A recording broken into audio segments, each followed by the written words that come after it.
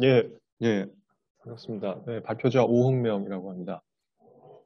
저는 존엄에 관해서 원래 이제 존엄은 주로 유일한 지구상의 유일한 인격체로서 이제 인간에 대해서 적용되는 가치 개념이었는데 기술이 발달하면서 포스트 휴먼 이렇게 인간 이후의 인간적 인격에 흡사한 그것을 심지어 초월하기까지 할 수 있는 그런 새로운 인격체, 인공적 인격체의 등장 가능성을 저희가 예견하고 있는 그런 시대에 살고 있기 때문에 이 존엄의 개념이 어디까지 얼마나 어떻게 확장될 수 있는가를 다루고 있는 것이 제 발표의 핵심적인 내용입니다.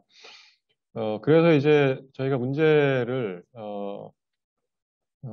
이제 이 문제를 다루기 시작할 때 제일 문제가 되는 것은 역시 존엄의 개념인데요.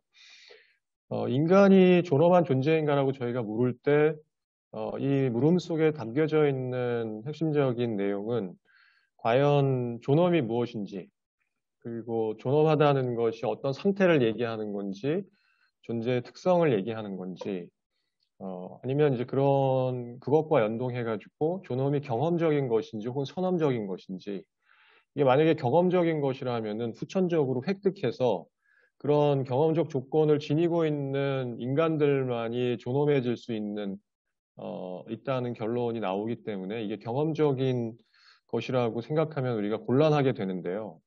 그럼 이제 선험적인 것이라고 할 때 존엄이 선험적인 것이라고 할 때 그 선험적 속성으로서의 존엄은 뭐를 의미하는 것인가?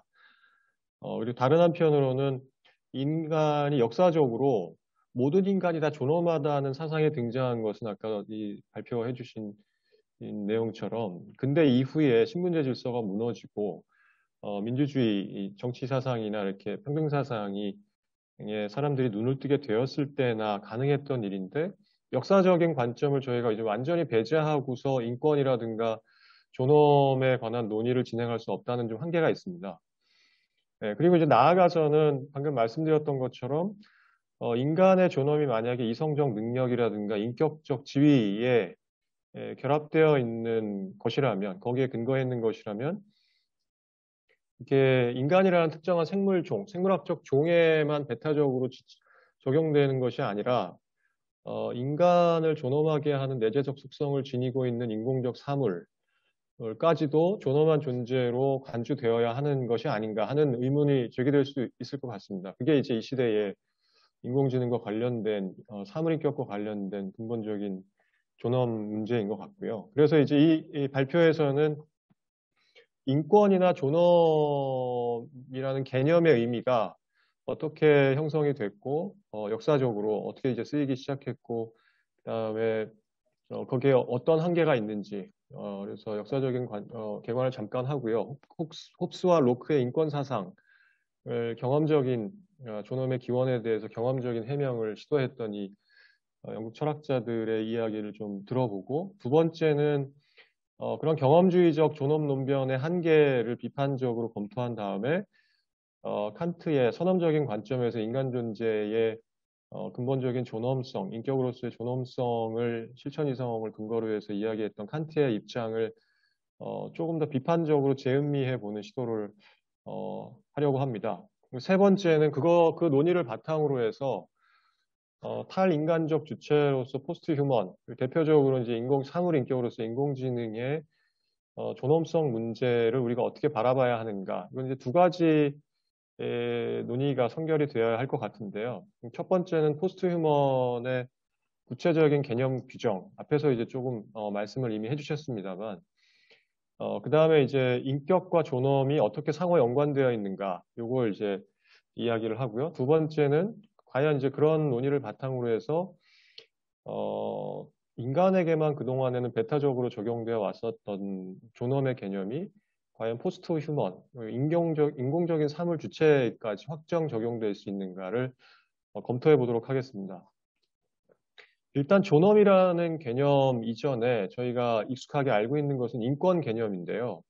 이게 이제 18세기부터 아시다시피 미국 독립선언문이나 아니면 이제 프랑스 인권선언문 같은 데에 신분제 질서를 와해시키는 그 과정에서 모든 인간이 평등하고 천부적인 권리를 지니고 있고, 그래서 그 양도할 수 없는 권리가 생명과 자유와 행복을 추구할 수 있는 권리이다. 혹은 자유롭고 평등하게 태어났고 인간이 절대적인 권리로서 뭐 자유나 재산, 안전, 압제에 대한 저항을 할 수 있는 권리가 있다. 이런 식으로 이제 그 인권에 대한 사상이 싹이 트기 시작했는데요. 핵심적으로는 인권이라는 개념 속에 담겨져 있는 핵심적인 내용은 자연 상태가 아니고 사회에서 인간이 시민으로서 부여받을 수 있는 그런 경험적이거나 정치적인 권한들을 지칭했습니다. 반면에 존엄이라는 개념은 이게 이제 디그니타스 라틴어, 원래 이제 그리스어까지 거슬러 올라간다고 하는데요. 어원적으로는.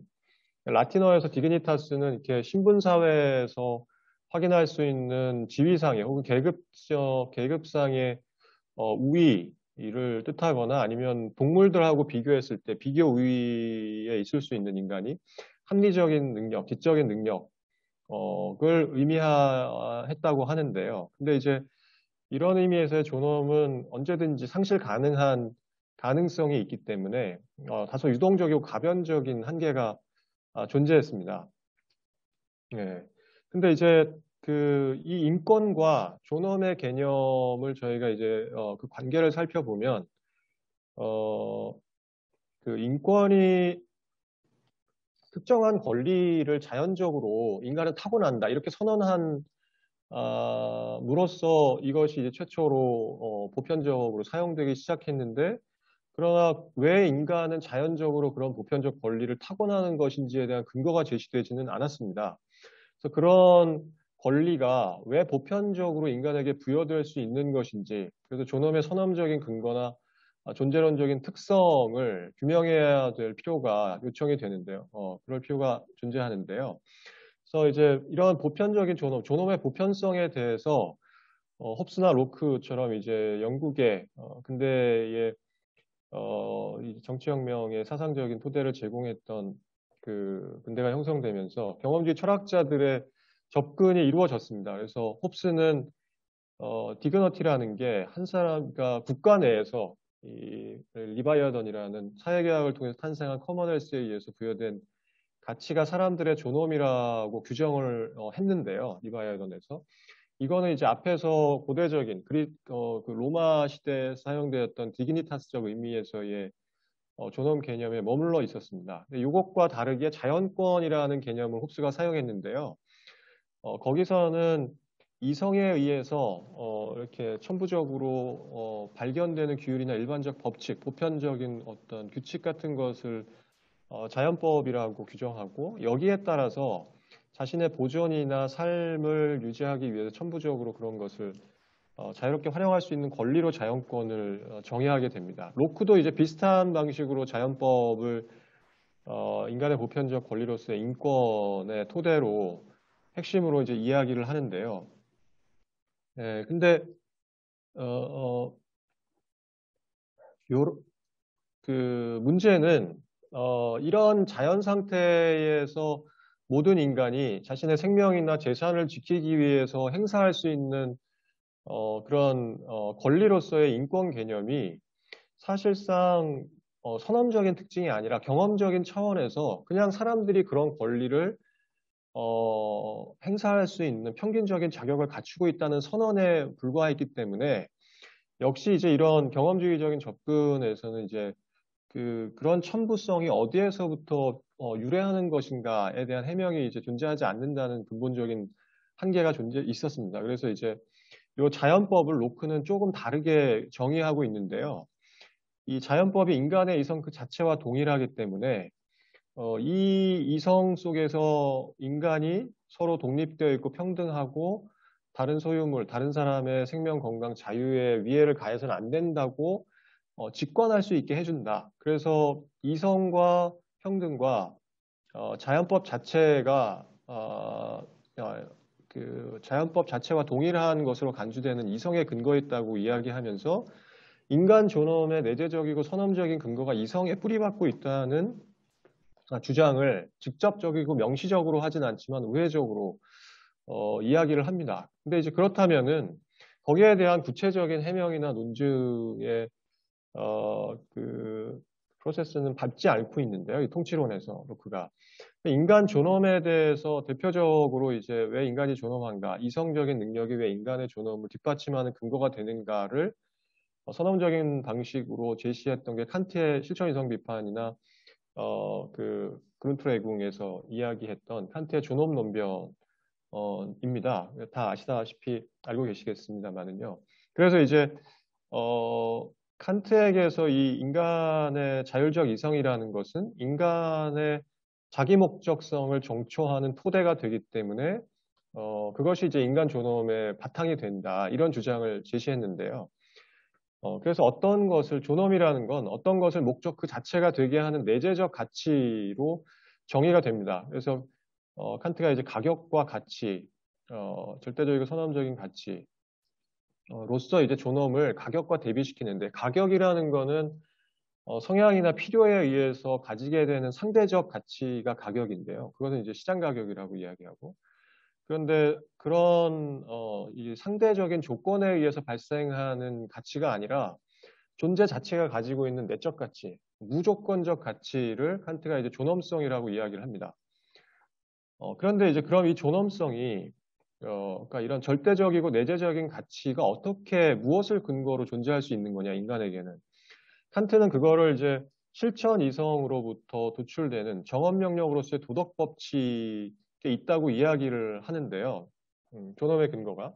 그래서 모든 이성적 존재자는 자신의 주관적인 혹은 사적인 그런 상황이나 필요에 따라서 목적을 설정하고 그 목적에 따라서 명령을 이렇게 그 목적에 따라서 행동할 때 그걸 가업 명령이라고 하는데요. 아시다시피. 근데 이제 그런 것과 다르게 주관적인 혹은 사적인 필요나 상황에 따른 상대적인 목적하고 상관없이 그 법칙 자체가 무조건적으로 타당하기 때문에 따라야 하는 그런 명령이 이제 행위 원리로서 인간의 이성을 통해 주어지는데 그것이 바로 실천 이성을 통해 주어지는 정언 명령입니다. 그래서 도덕성을 통해서만 도덕성을 정초하는 것이 정언 명령이기 때문에 목적들의 나라에서 법칙을 수립하는 구성원이 되는 것이 가능해지는데요. 칸트가 도덕성은 이성적인 존재자가 목적 그 자체일 수 있는 유일한 존재, 유일한 조건이 된다고 이제 주장합니다. 다시 말해서 정언 명령, 실천 이성을 통해서 주어지는 정언 명령이 인간 존엄의 자기 목적적 존재가 될 수 있는 토대이기 때문에 이성이 곧 존엄성의 근거가 된다는 논증을 제시해 준 것이라고 볼 수가 있을 것 같습니다. 그래서 이것은 다른 말로 하면 주관적 경향성이나 경험적인 어떤 충동이나 사적 이익을 목적으로 하는 그런 경험적 제약에 의한 행위 원리로서의 가언 명령을 초월해서 무조건적으로 이성이 명령하는 그런 명령을 따를 수 있기 위해서는 경험적인 제약을 초월할 수 있는 능력이 필요한데 그것이 이제 바로 자유라고 이야기를 했습니다. 그래서 자유와 이성의 능력이 그걸 이제 자율성이라고 할 수 있는데 자유와 이성이 결합된 것이 이제 자율성이라고 할 수 있는데요. 그래서 그 자율성을 바탕으로 해서 자기에게 스스로에게 무조건적인 존경을 요구하는 도덕 법칙의 절대적 가치, 무조건적 복종과 존경을 요구할 수 있는 그런 가치를 도덕 법칙의 가치를 이성적이고 자유로운 존재로서의 자율적 존재가 공유할 수 있기 때문에 존엄할 수도 있는 것이다. 이제 이런 식의 논증을 제시합니다. 근데 이제 이런 존엄 논변에서 문제가 한 가지 있는데요. 그러니까 앞에서 이제 인권을 이야기할 때 인간의 보편적 권리가 시민사회에서 정치적으로 부여가 되거나 보장되는 그런 법제화된 그런 권리로서 존재하는 것이라고 할 때 인간이 존엄하기 때문에 그런 인권이라는 경험적인 정치적인 권리가 보장되는 건지 정치적인 권리가 보장되기 때문에 인간이 존엄한 건지 우리가 이 논리적 우선순위를 따져야 한다면 인간이 존엄하기 때문에 정치적 권리를 보장받아야 하는 거지 정치적 권리를 보장받기 때문에 존엄한 것은 아니거든요. 선언적인 차원에서는. 신분제 질서에서 노비들이 인간임에도 불구하고 정치적인 자유가 없었기 때문에 인간의 존엄을 인정받지 못한 경험이 있지만 그것은 노비가 이미 인간으로서 존중받을 자격이 아예 없고 인간 이하의 존재라는 가정이 있었기 때문에 법적 권리도 존재하지 않았다고 우리가 말할 수 있는 것이거든요.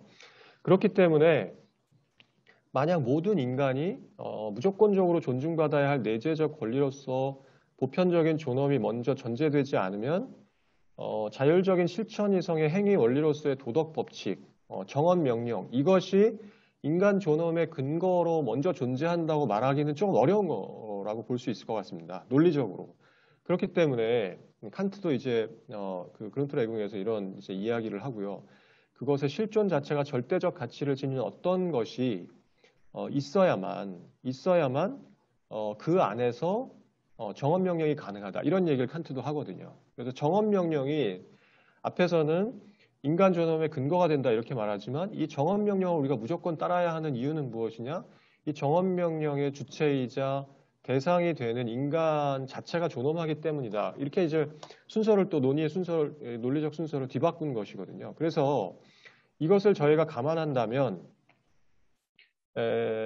도덕 법칙이 존엄의 근거가 아니라 그 도덕 법칙을 통해 구현되거나 보호되어야 할 무조건적 가치로서의 존엄이 도덕 법칙의 근거가 된다는 걸 저희가 알 수 있습니다. 그렇다면 이제 결국 문제는 인간이 왜 그 자체로 존엄한 존재인가 하는 질문에 저희가 부딪힐 수밖에 없다는 상황이거든요. 문제가 이제 그게 문제가 되는데요.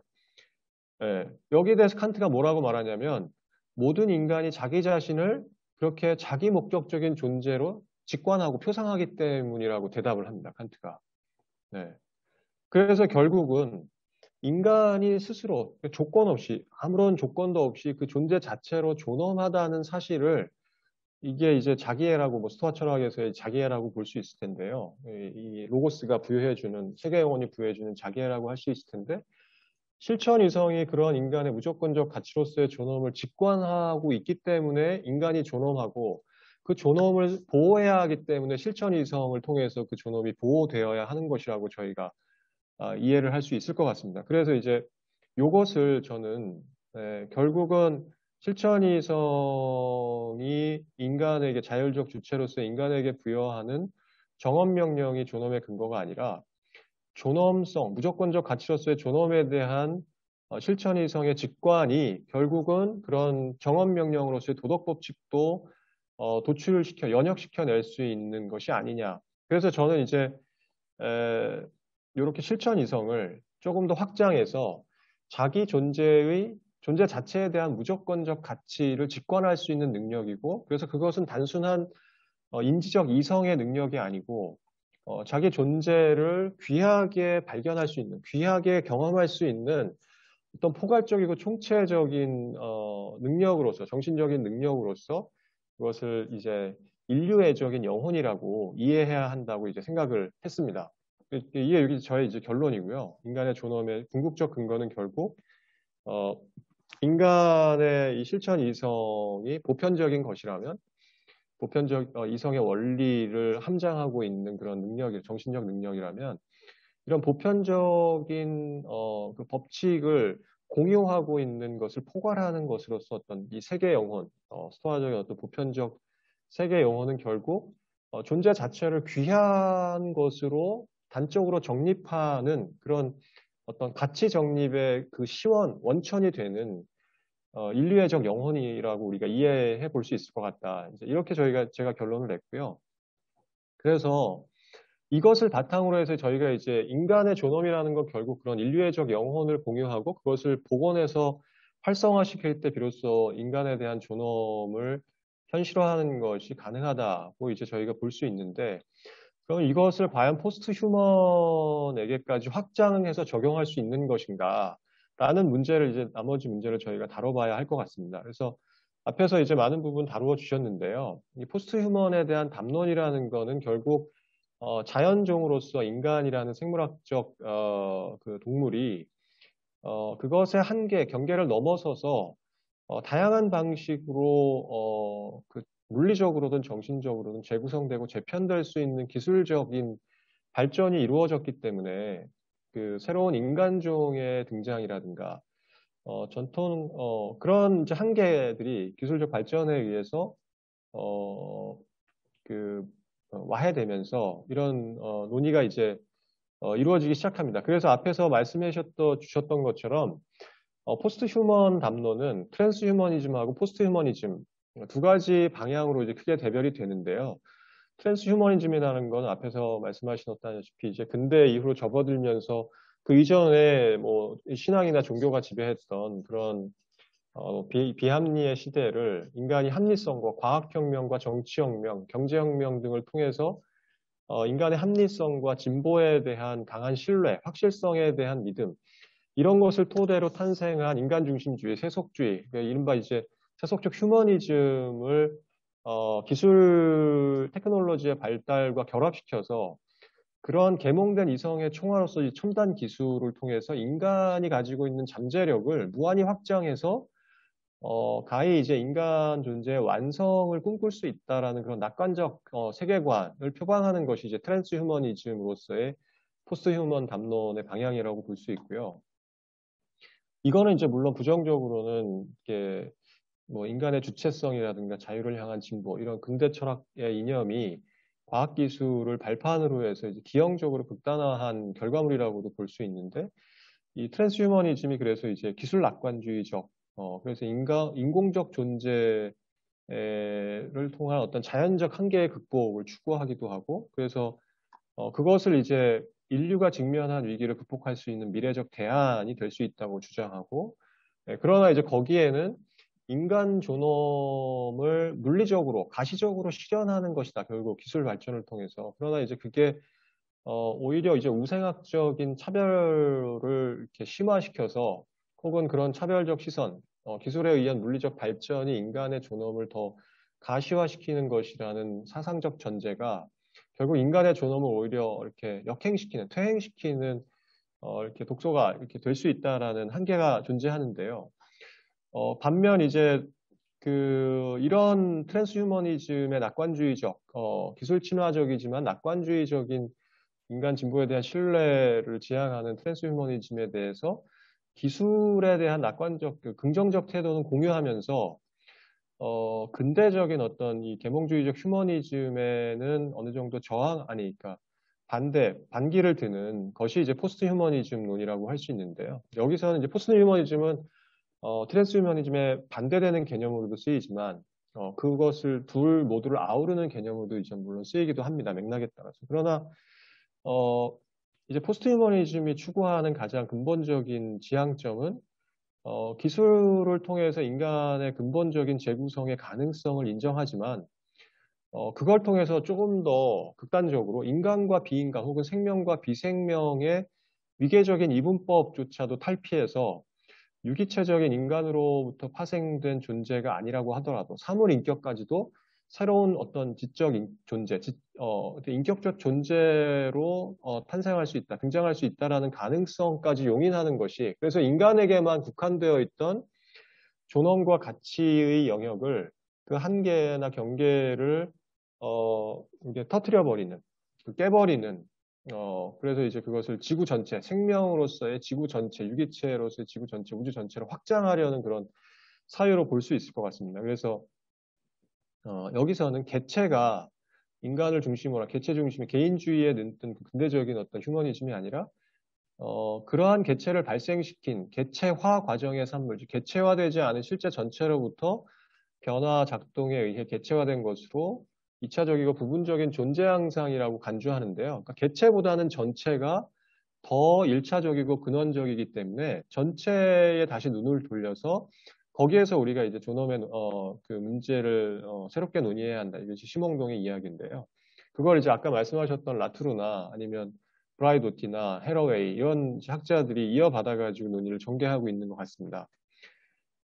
그래서 포스트 휴먼이 존엄한 존재냐? 이거는 이제 사실상 무의미한 질문이 될 수도 있는데요. 왜냐하면 이제 트랜스 휴머니즘은 인간이 이미 유일하게 존엄한 존재이기 때문에 이런 질문이 무의미하고 포스트 휴머니즘은 인간 존엄이 실체화된 개체 개념에 근거 있기 때문에 근대 인간 중심적 휴머니즘을 전제로 가능한 것이어서 이런 포스트 휴머니즘은 이미 존엄한 것이어서 이런 질문을 던질 필요 자체가 없는 것인 상황이 되는 거죠. 근데 이제 저희가 이제 이 최종적인 질문을 조금 더 섬세하게 들여다볼 필요가 있는 것은 아무리 이제 저희가 세계 전체를 물리적 우주를 포함한 세계 전체를 하나의 거대한 유기체로 보고 그거 전체를 존엄하다고 저희가 주장할 수 있다고 하더라도 우리가 무언가를 존엄하다고 할 때는 그 존엄이라는 것이 직물적인 특성이라기보다는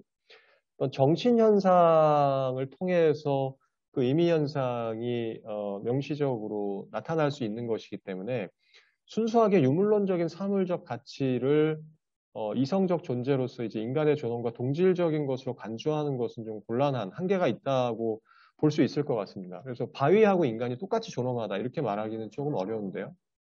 상식적인 수준에서는.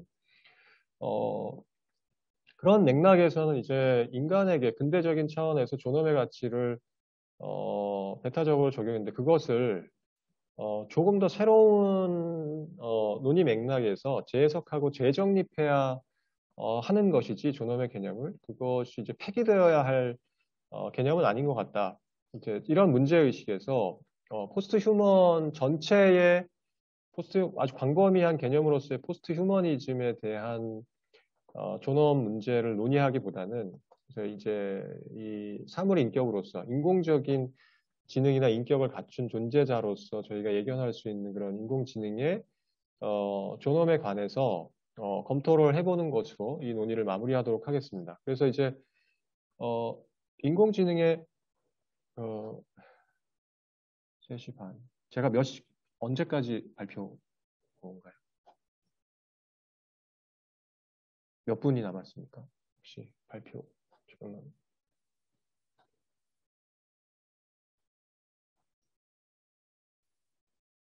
네, 그래서 아무튼 네, 금방 끝내겠습니다. 그래서 이제 결국은 포스트 휴먼 인공지능의 존엄성 문제를 해결하기 위해서는 존엄의 의미가 무엇이냐 앞에서 이제 다뤘는데요.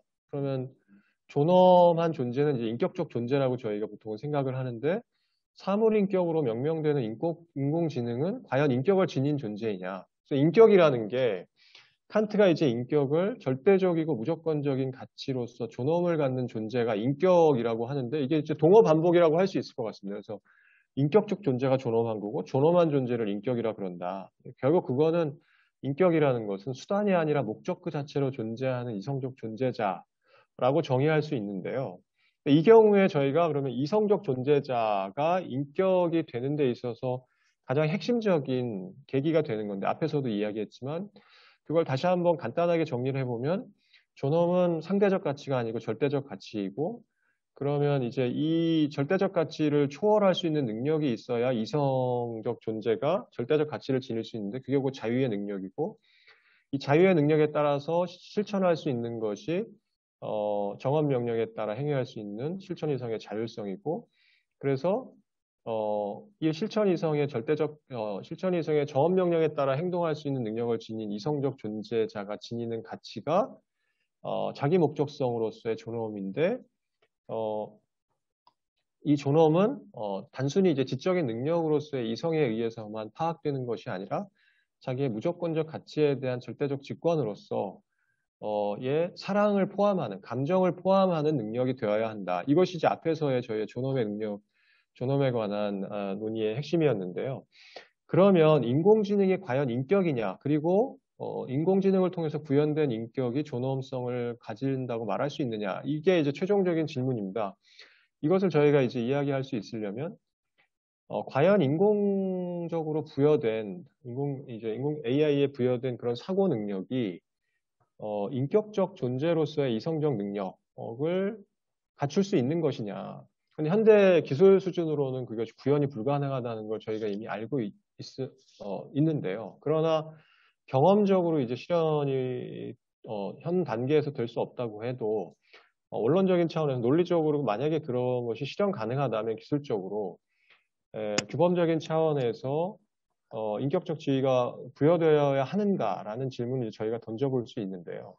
근데 여기에 대해서 그러면 저희가 인공지능의 자율성, 인격성이라는 거 혹은 이성적 능력이라는 거 이제 자율성 개념으로 저희가 대체해 볼 수 있는데 아시다시피 이제 인공지능의 자율성의 등급에 3가지 정도가 있습니다. 첫 번째는 자극에 기계적으로 반응하는 자동화 시스템 수행 능력. 저희가 뭐 햄버거 가게 같은 데 가면은 거기 키오스크 같은 데 가서 자동화된 키오스크 가서 주문할 때 그런 식의 기계적 자율성으로서의 를 자동성이라고 저희가 할 수 있는데요. 그건 이제 인격성이라고 부여하기가 힘들고, 그 다음에 이제 요즘에 나오는 이제 약 인공지능, 자율주행차라든가 이렇게 기계적 반응을 넘어서서 이렇게 알고리즘, 기계학습을 통해서 외부 정보에 대해서 다소 자율적인 판단이라든가 선택, 행위의 선택을 지닌 약인공지능 수준의 자율성이 있고, 그다음에 인간과 마찬가지로 자유로운 의지에 따라서 의사결정을 할 수 있는 수준에서의 자율성. 그래서 이제 공학적 수준을 넘어서 인격적 주체로서의 자율성이 있는데, 근데 이제 저희가 인격적 지위를 부여할 수 있는 수준은 요 세 번째 자율성일 텐데요. 근데 이제 이게 기술적으로 실현이 불가능하더라도 그러면 이제 이런 수준을 갖추고 있는 그 인공지능에게는 자율성을 우리가 인격성, 그리고 존엄성을 부여해야 되느냐. 뭐 원론적으로 그렇다고 해야 되는데 저희가 이제 그 과정에서 감안해야 될 요소가 있다고 생각이 듭니다. 그래서 이제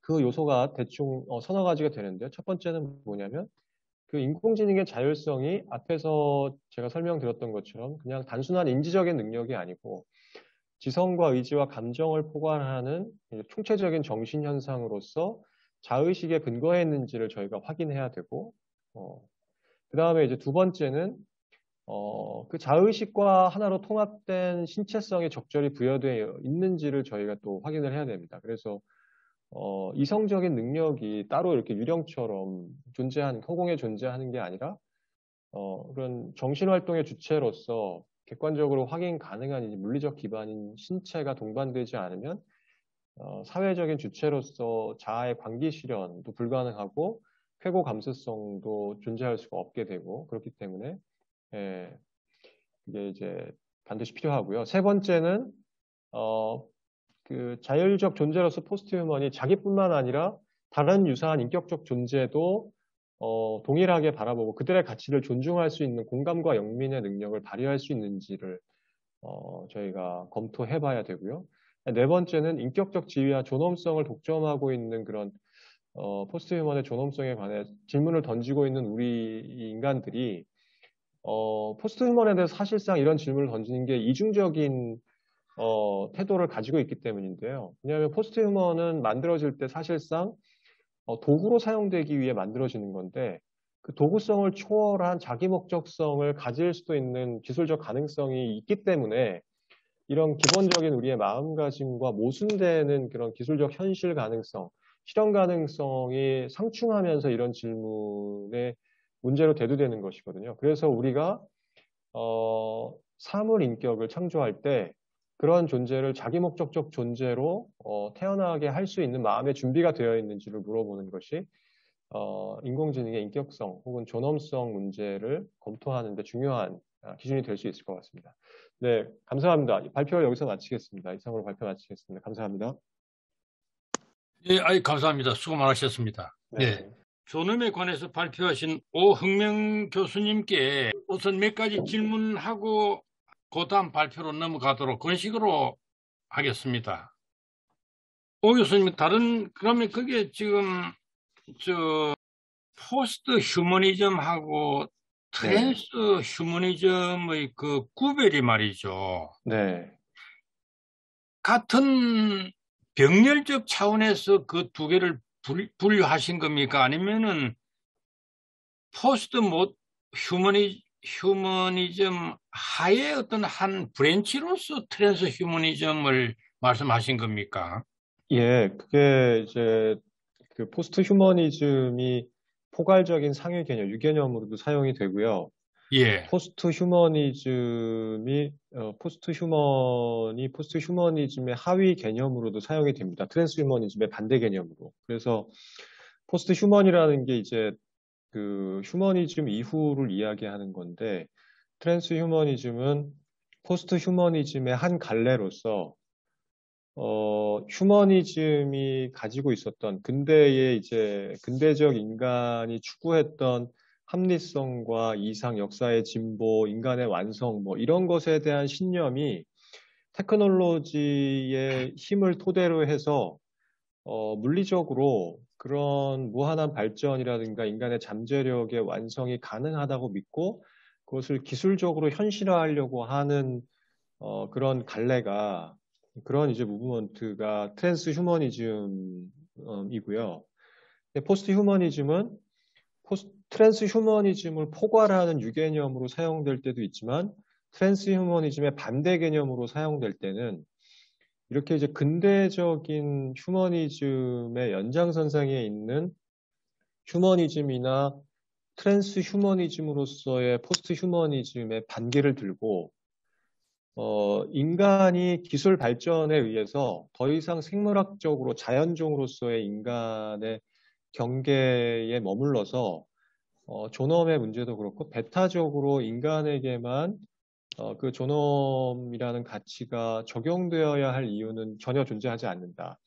왜냐하면 인간은 더 이상 이런 식으로만 태어나는 게 아니라 컴퓨터 안에도 있을 수 있고, 뭐 아니면 다른 동물과 결합할 수도 있고, 뭐 하여튼 기술에 의해서 무궁무진하게 사이보그도 존재할 수 있고, AI도 있을 수 있고, 그리고 이제 이걸 좀 더 포괄적으로 이렇게 유물론적 이론론, 뭐 브라이도티 같은 학자들은 그렇게 얘기하는데요. 스피노자처럼 우주 전체가 이제 하나의 유기적 전체로 이미 하나의 생명체로 존재하기 때문에 인간이 뭐 예컨대 뭐 광물질도 섭취해야 되고 미네랄 같이 그 근본적으로는 모든 존재하는 모든 것들이 다 유기체적 그 경계 안에서 포섭되어 있는 것이기 때문에 인간이 존엄하다면 인간을 탄생하게 한 그 일련의 그 토대로서, 일련의 과정적 토대로서 이런 유기체 전체가, 우주라는 이 유기체 전체가 인간의 존엄을 공유할 수 있고 공유해야 한다고 주장하는 것 같거든요. 그래서 이제 그거는 그래서 근대적 의미에서의 휴머니즘에 대해서 저항하고 여기에 반대하고 트랜스 휴머니즘은 근대적 휴머니즘의 연장이자 그것의 확대 심화인데요. 포스트 휴머니즘, 이것과 대립되는 포스트 휴머니즘은 근대적 휴머니즘에 대한 저항이자 이것의 개선이나 아니면 교정, 의 움직임이라고 볼 수 있을 것 같습니다.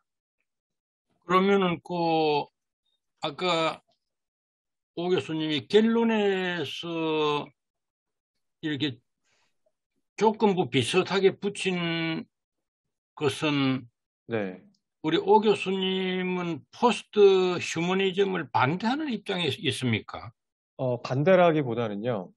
그러니까 이제 완전하게 저희가 설령 이렇게 유기체적 전체로서 우주를 바라본다고 하더라도 현실 공간 속에서 저희가 존재할 때 어린 아이하고 바위 덩어리하고 돌멩이 하나하고 똑같이 취급할 수는 없는 거지 않습니까? 그리고 이제 존엄이라는 현상이 사실상 그 고통을 느끼는 쾌고 감수성을 갖추고 있는 유기체, 아주 이렇게 구체적인 유기체나 아니면 이제 정신적인 능력을 그 쾌고 감수성을 가능하게 하는 정신 현상이 내재되어 있는 그게 뭐 인공적이든 아니든 간에 그런 대상을 전제할 때에만 가능한 건데 그런 맥락에서는 그 근대적인 그 휴머니즘의 그 한계 안에 그 지평 위에서 논의된 존엄의 가치가 포스트 휴먼적 논의 영역으로 넘어온다고 하더라도 이것이 완전히 폐기되어야 할 가치라기보다는 새로운 논의 맥락에서 재구성되거나 재편되어야 할, 재해석되어야 할 가치라고 이제 제가 이야기하고 싶었던 거고요. 그리고 이제 그런 맥락에서 저희가 인공지능, 사물인격의 존엄을 이야기할 때 과연 사물인격이 가지고 있는 그런 인격성, 자율성이 기술적으로 구현 가능한 최대치에 도달했다고 할 때, 그것이 이제 존엄성의 근거가 될 정도로 발전이 되느냐 안 되느냐의 문제뿐만 아니라 그것과 별개로 이제 우리가 그런 존재를 만들었을 때 그 존재가 뭐 영화에서 나오는 것처럼 독재적으로 인간을 지배하거나 뭐 이러지 말아야 될 거고 그러려면 이제 공간과 연민의 능력도 있어야 되고 그리고 이제 심지어 거꾸로 그것이 꼭 그 사물 인격의 존엄에만 그 사물 인격의 에서만 문제되는 것이 아니라 사물인격은 결국 스스로가 스스로를 만들어낼 수 있는 단계까지 갈 수는 있을 텐데요. 적어도 현 단계에서는 이제 사물인격을 만들어 제작하는 주체는 인간이니까 인간이 사물인격의 존엄의 어떤 껄끄러움을 느끼는 근본적인 이유는 사물인격이 사물에 가깝지 인격에 가깝다고는 생각하지 않는 거거든요. 그런데 이제 기술 발전 때문에 인간이 예기치 않았던 그런 인격성까지 부여될 수 있는 가능성이 열려 있고 그것이 현실화되었을 때 저희가 그런 마음의 준비가 과연 되어 있는가를 먼저 자문해 봐야 한다는 것이죠. 예. 그렇지 않다면 이제 기계 인격이 자신들의 인격성과 존엄을 주장했을 때 저희가 받아들일 준비가 되어 있지 않으면 역시 이제 전근대에서 중세에서 근대로 넘어왔을 때처럼 계급적인 어떤 그런 갈등이라든가 신분 사이에도 투쟁이 있었던 것처럼 인간과 기계 인격 사이에 자연 인격과 이제 인공 인격 사이에 투쟁이나 갈등이 존재할 수 있는 가능성이 있다고 생각이 됐고, 그래서 이제 그 문제에 대해서 저희가 마음의 준비를 해야 될 필요가 있다고 이제 이야기를 예, 결론에 제시했던 그런 예. 의도에서 네. 그럼 그 트랜스 휴머니즘, 아니, 이렇게 그럼 트랜스 휴먼까지는 존엄한데, 포스트 휴먼은 아직 존엄하지 않다. 그런 식으로 된 겁니까? 아니 그건 그것도 아니고요. 아니고, 그건 아니고. 트랜스휴머니즘은 가령 이제 이 생물학적인 인간 종의 존엄을 전제로 출발하는 것이기 때문에 근대적 휴머니즘을 토대로 출발해서 기술을 통해서 이것을 현실 속에서 더 극대화해서 실현하자는 그러니까 목표를 그거는 가지고 있는 뭐, 거지 않습니까? 그건 여전히 존엄하다고 봐야 되지 않아요. 네, 트랜스 휴먼은. 근데 이제 한편으로는 그런데 다른 한편으로는 그런 식으로 만약에 인간의 존엄을 물리적으로 극대화해서 그 잠재력을 기술적으로 극대화해서 실현할 때 인간의 존엄이 더 확충된다는 그런 가정을 가지고 있을 때 그게 과연 타당하고 바람직한 가정인가 이걸 저희가 되물을 수 있을 것 같거든요. 왜냐하면 장애인도 있고 그다음에 지적인 능력이 좀 부족한 사람도 있는데 그런 사람은 기술을 통해서 이것을 고쳐가지고 개선했을 때만 존엄을 갖게 되고 존엄이 확충된다. 이렇게 말한다면 그러면 이제 조금 열등한 존재는 결국 이제 물리적인 구체적인 조건에 의해서 존엄이 실현될 때만 존엄한 존재가 되게 되는 거니까 오히려 인간이 가지고 있는 무조건적 가치로서의 존엄성을 훼손하는 본의 아니게 거기에 역행하는 자기 모순이 발생할 수 있다고 생각이 들거든요. 그래서 거기에 대한 견제가 사실 제일 트랜스휴머니즘의 가장 큰 걸림돌이 된다고 생각이 듭니다. 예. 예. 질문 하나 더 해도 되겠습니까? 네, 네, 네, 네. 네. 그 오 교수님의 문제의식은 공감하는데요. 네, 이 좀 존엄 개념이 좀 과장되거나 좀 뭐랄까 남용되고 네, 있다는 느낌이 좀 들어요. 왜냐하면 네, 그럴 수도 있을 것 그 같은데. 어떤 법적 인격성을 사물이나 뭐 저 AI나 또 예, 뭐 법인이나 전자인격, 동물, 뭐 예, 물건도 다 가질 수 있는데 예, 존엄이라 했을 때 칸트 같은 경우는 맨션 뷰를 되잖아요. 예, 예, 그것은 이제 그 다른 상대적 가치를 갖고 있는 어떤 가격과는 완전히 구별되는 자기 예, 목적적 가치로서의 예, 인간의 이제 존엄성을 예, 이제 자꾸 이제 확장시킬 수 있는 그런 문제의식은 예, 동감하는데 이게 인간의 존엄을 위협하는 그런 아이디어까지도 좀 예, 존엄의 확장으로 이렇게 본다는 거는 조금 일반적으로 뭐 직관적으로도 그렇고 예, 상식적으로도 좀 이렇게 예, 하기 좀 어렵다는 생각이 들거든요. 예, 예, 그래서 뭐 포스트 휴먼의 어떤 존엄성에 대해서는 얘기할 수 있지만 AI에는 뭐 어떤 법적인 어떤 권리나 의무를 가지고 있는 법적 인격체로서는 예, 우리가 충분히 얘기할 수 있겠지만 예, 인간에게 적용되는 존엄성을 AI에게까지 이렇게 확장해서 적용한다는 것은 예, 조금 이게 문제가 있고 우리의 예, 어떻게 마지막에 말씀하신 우리의 마음의 준비 같은 게 우리의 예, 사고의 전환을 의미하시는 것인지 아니면 예, 법적 제도적 장치를 마련해야 된다는 것인지 예. 어떤 의미로 마음의 준비라는 말씀을 하셨는지 좀 알고 네, 싶습니다. 네. 예, 감사합니다. 좋은 질문 해주셨는데요. 그러니까 이 존엄의 개념이 약간 남용되고 있는 것 같다. 그런 감이 드실 수 있는데, 오히려 이제 포스트 휴머니즘을, 그 진영에 있는 사람들 입장에서는, 존엄의 개념이 남용되어야 한다. 왜냐하면 그 이전에는 인간의 존엄이, 부당한 방식으로 생물학적 인간 종에 의해서 과도하게 독점되었고 인간에 의해서만 남용되어 왔다. 그렇기 때문에 자연세계 전체가 모든 생명체는 존중받아야 함에도 불구하고 존엄을 독점하고 있는 인간 때문에 그들의 존엄이 이렇게 훼손되거나 침탈되었고 그런 맥락에서는 이제 우리가 인간이 존재하기 위해서는 인간이 사실 다른 생물들과 무기물 같은 것을 섭취하고 그 무기물을 물적 토대로 해서 존재할 수밖에 없는 존재라면 이것이 이제 그 그러니까 불교적인 그 관점하고 굉장히 비슷한데요. 불교라는 것은 어떤 그런 개체적인 현상으로 드러나는 주체의 그 자성을 부정하지 않습니까? 그래서 이제 그걸 공이라고 얘기하는데 모든 다르마는 저는 뭐 불교 신자는 아닙니다만 그 연기에 의해서 이렇게 의존 속에서 과정적으로 연기적으로만 존재할 수 있는 거기 때문에 그 자체 자성이나 자제성이 없고 그렇기 때문에 공한 거고 공한 것에 원래 근원적으로는 공한 것인데 그것을 실체화해서 영속화시켜서 거기에 집착하면 그것이 결국 고통의 씨앗이 된다고 주장하는 게 이제 불교의 사상이지 않습니까? 여기 포스트 네네, 오 휴머니즘도 교수님의 비슷한 네, 그 입장은 충분히 제가 이해하겠는데요. 존중하고 네, 존엄하고가 이게 네, 그냥 그 등식화 돼 있는 것 같이 그리 말씀하시는데 우리가 네, 타존재에 대해서 비생명에 대해서 또 사물에 대해서 뭐 무기물에 대해서 어떤 타존재에 대해서 존중하는 거하고 네, 어떤 도덕적이고 뭐 이성적인 거하고 연관된 특별한 네, 의미에서의 존엄하고 예, 예, 이거를 예, 등식화하는 거는 조금 예. 개념적인 어떤 그 오류가 있지 않느냐 이런 생각이 아, 드는데요. 예, 예. 그 점에서는 저도 동의합니다. 선생님께서 예, 예. 지금 말씀해 주신 대로요. 그래서 이제 저도 아까 발표하면서 이 존엄 현상이라는 게 아무리 이제 유기체 전체로 저희가 확대 적용하는 것이 원론적으로 가능하다고 하더라도 과정적 사고를 통해서요.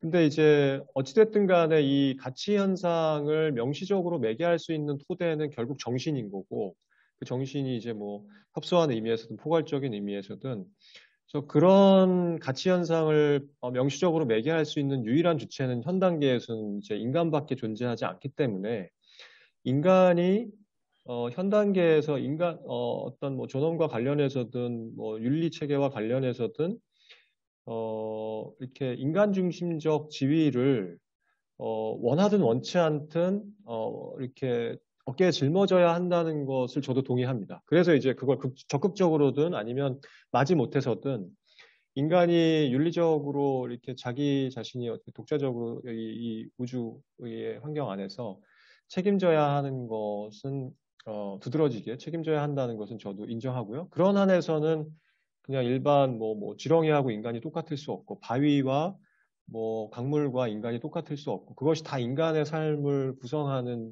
일부분이라고 하더라도 어떤 그런 명시적인 차별성, 일상적 공간에서 저희가 경험하는 그런 명확한 차별성까지 다 무시하거나 부정할 수는 없다. 그런 면에서 그 차등을 저희가 인정해야 한다는 차원에서 이제 그 지금 교수님께서 말씀해 주신 질문에 공감하고요. 그런 맥락에서는 이제 약간 포스트 휴머니즘의 이 주체나 아니면 존엄성 담론이 약간 과도한 면이 있다. 그래서 이제 제가 논의의 폭을 AI나 이렇게 인격성, 이렇게 자율성이나 인격성, 도덕성의 영역에 칸트가 이야기한 목적의 나라에 동참할 수 있는 그런 이제 구성원이 될 수 있는 그런 아주 핵심적이고 결정적인 토대로서의 자율성을 중심으로 해서 이제 그 논의를 했던 거거든요. 예. 예, 그런 맥락에서는 예, 선생님 문제 제기 전적으로 동의합니다. 네. 예, 감사합니다.